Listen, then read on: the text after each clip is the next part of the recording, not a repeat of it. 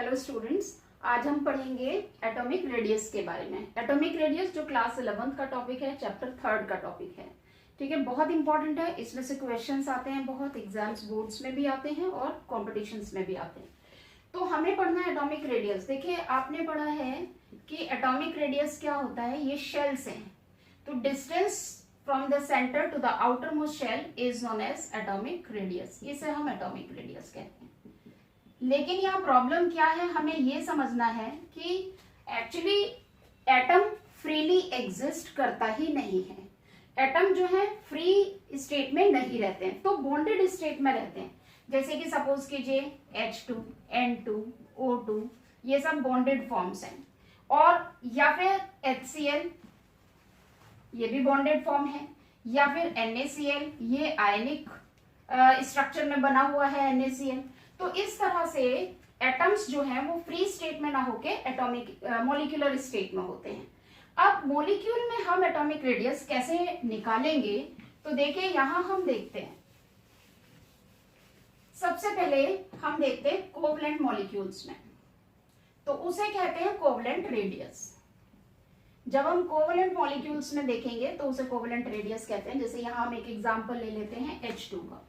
तो देखिए, हाइड्रोजन का एक एटम जब दूसरे एटम से मिलेगा तो ये बनाएगा H2 मॉलिक्यूल। ठीक है, अब ये एक H है, ये दूसरा H है, यहां H2 मॉलिक्यूल बना। अब होता क्या है कि यहां से के सेंटर से लेकर और यहां के सेंटर तक की जो डिस्टेंस है ये कहलाएगी मॉलिक्यूलर रेडियस, दोनों के बीच की। तो इसको हम ले लेते हैं D, क्योंकि ये डायमीटर हो गया। अब इसका हाफ करेंगे अगर आप, तो एटम की रेडियस आ जाएगी। तो इसको हम कहते हैं कोवलेंट रेडियस। क्या कहते हैं? Covalent radius. समझ में आया आपको कि क्या बताया मैंने?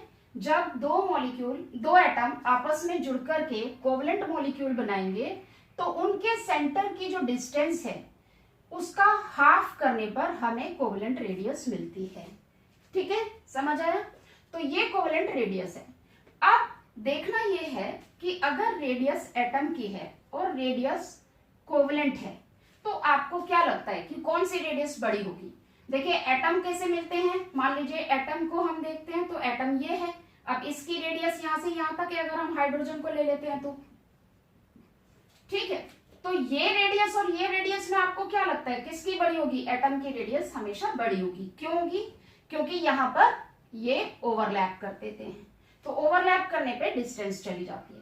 तो ये हुआ कोवलेंट रेडियस। अब हम देख लेते हैं दूसरा होता है number 2, van der Waals radius. Van der Waals radius क्या होता है?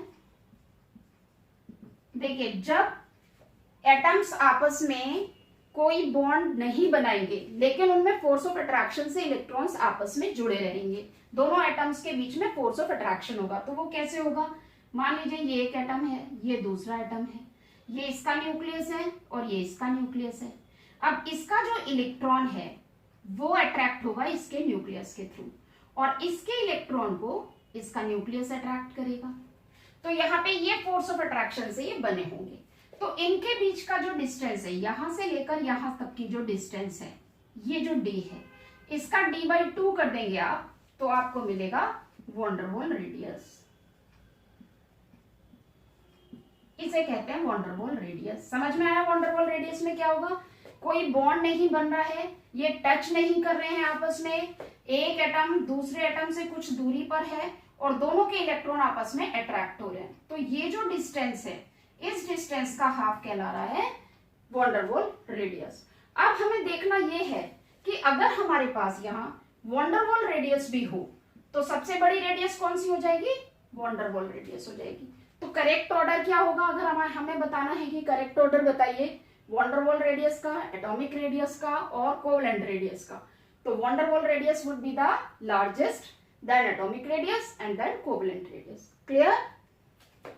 चलिए, अब तीसरे नंबर पे आते हैं हम। थर्ड नंबर पे एक और तरह की रेडियस होती है जिसे कहते हैं आयनिक रेडियस। अब हमें देखना है आयनिक रेडियस कहां पर होगी। जो मॉलिक्यूल्स आयन से बनते हैं, अब देखिए दो तरह से यहाँ पर एटम्स बनेंगे, जैसे कि यहाँ देखिए सोडियम है, कोई भी एटम है, ये मान लीजिए ए एटम है हमारे पास, तो या तो ये ए प्लस में जाएगा या ए माइनस में जाएगा। तो ये क्या है, ये कैटायन है, और ये नीचे क्या है, एनायन है। तो इलेक्ट्रॉन को लूज करना कैटायन बनना, इलेक्ट्रॉन को गेन करना एनायन बनना। अब मान लीजिए कि हमारे पास कोई एटम है, जैसे कि Na। अब Na में क्या होता है, 281। इसकी टेंडेंसी है एक इलेक्ट्रॉन को लूज करने की, आपको पता है अगर इसने एक इलेक्ट्रॉन को लूज किया तो क्या बनाएगा, Na+। अब हम इसको डीपली समझ लेते हैं कि कैसे समझना है। मान लीजिए कि ये इसके इलेक्ट्रॉन्स हैं, अब ये इसमें लास्ट इलेक्ट्रॉन है। अब देखिए अंदर कितने इलेक्ट्रॉन्स हैं, यहाँ पर 8 इलेक्ट्रॉन है और यहाँ पर कितने इलेक्ट्रॉन है, 2 है। अब देखिए यहाँ होता क्या है, जब ये इलेक्ट्रॉन लूज होगा तो इसमें इलेक्ट्रॉन्स की जो नंबर होगा, नंबर ऑफ इलेक्ट्रॉन्स जो इसके अंदर हो जाएगा वो हो जाएगा 10, और नंबर ऑफ प्रोटॉन्स कितना हो जाएगा इसके अंदर, 11। अब देखिए यहाँ पर इलेक्ट्रॉन का जब ये चला गया तो इलेक्ट्रॉन के बीच में रिपल्शन डिक्रीज हो जाएगा, या इसको हम ऐसे कह सकते हैं कि न्यूक्लियर चार्ज इंक्रीज हो जाएगा। दोनों में से कुछ भी आप कह सकते हैं। अगर हम एक चीज को पढ़ेंगे कि अगर हम ये पढ़ते हैं कि इलेक्ट्रॉन्स के बीच में रिपल्शन कम हो जाता है तो इट मीन्स वो थोड़ा सा श्रिंक कर जाएगी, तो इसका जो साइज है वो कम हो जाता है। इट मीन्स हम ये कह सकते हैं radius of cation is lesser than radius of atom. ठीक है, तो इस तरह से हमने इसको समझा।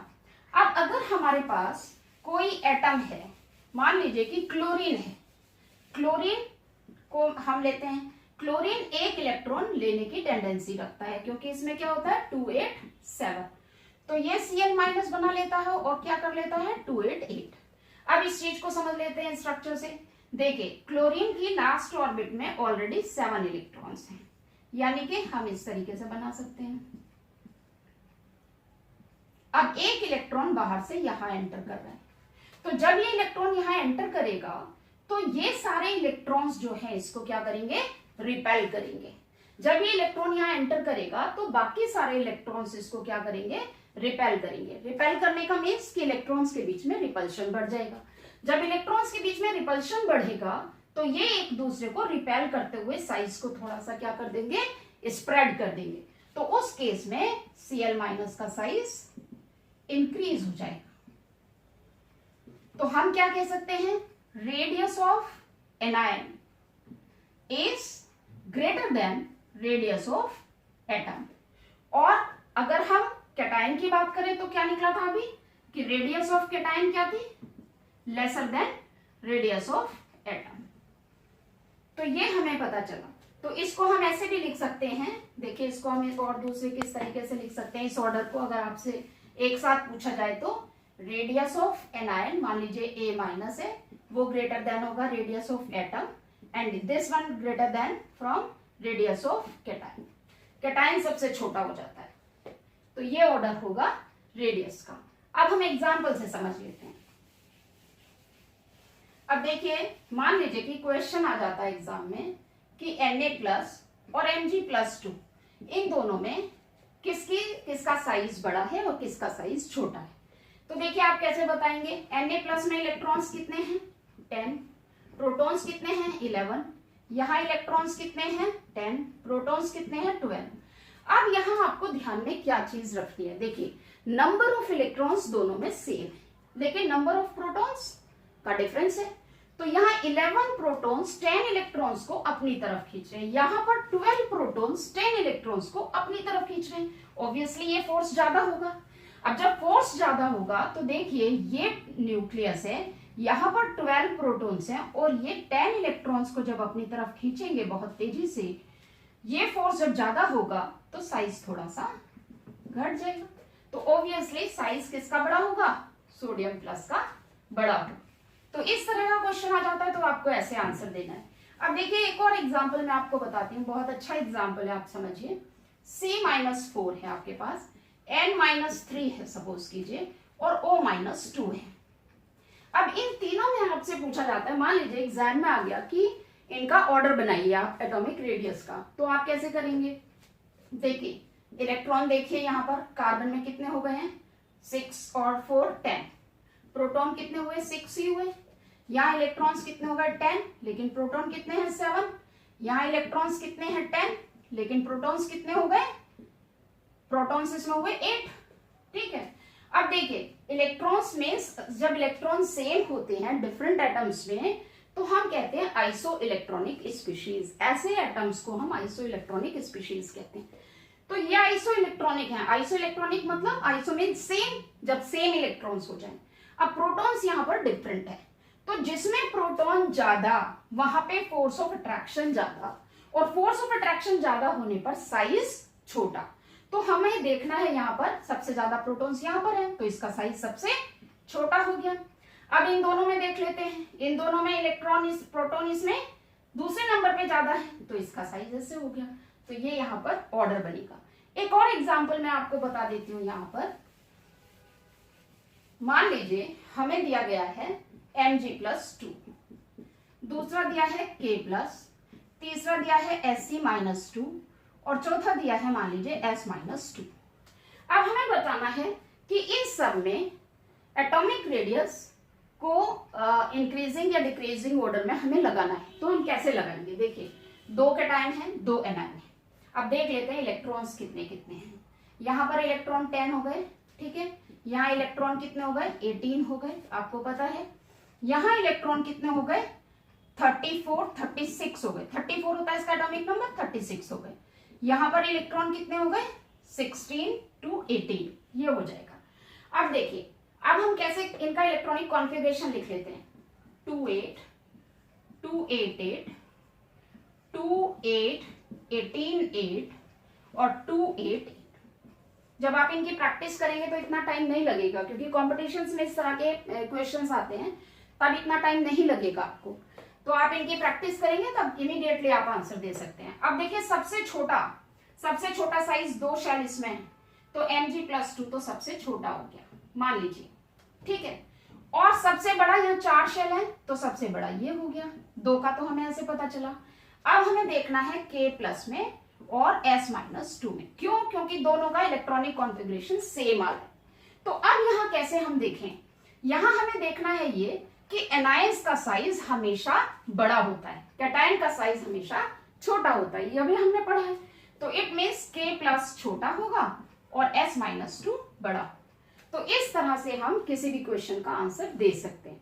होपफुली कि ये वीडियो आपके लिए बहुत बहुत अच्छी होगी। आप इसको पढ़िए, चैनल को सब्सक्राइब कीजिए और फ्रेंड्स के साथ शेयर कीजिए। Thank you.